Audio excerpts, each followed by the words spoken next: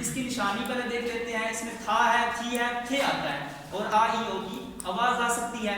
और अंग्रेजी में भी तो इसकी निशानी की जरूरत होगी ना। तो आप दुनिया के जितने भी टेंस खंगाल लें, सबको देख लें, तो आपको पता चलेगा जो सेकंड फॉर्म है सिर्फ और सिर्फ पास्ट इंडेफिनिट में यूज होती है और इसमें हेल्पिंग वर्ब नहीं यूज होता। ठीक है, तो इस लिहाज से आप अपना जुमला बनाएंगे। मैंने अखबार पढ़ा। मैं जो हूं वो क्या है, सब्जेक्ट है, या ही लगा दें जो आपकी मर्जी है। आई फॉर्म कौन सी लगानी है, रीड रेड रेड। ठीक है, यही क्या है।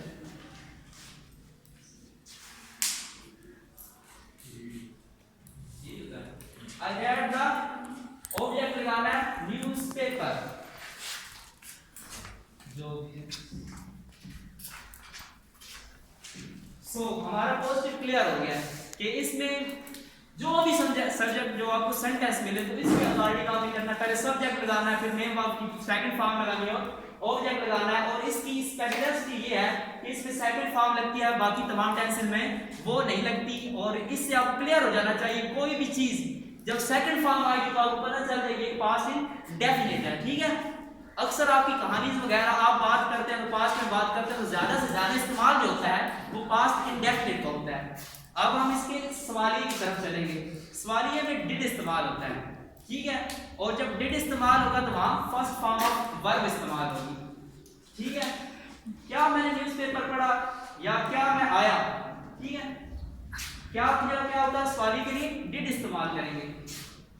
उसके बाद सब्जेक्ट डिड आई कम, क्योंकि सेकंड फॉर्म ऑफ वर्ब जो है डिड, ये डू डिड डन है और जो इसकी सेकंड फॉर्म है वो डिड है हमारे पास।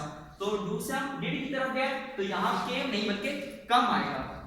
ये सवालिया हो गया। उसके बाद हमारा आता है नेगेटिव। नेगेटिव के लिए हमने डिड नॉट का इस्तेमाल करना है। सो सिंपली वी कहेंगे कि आई डिड नॉट कम।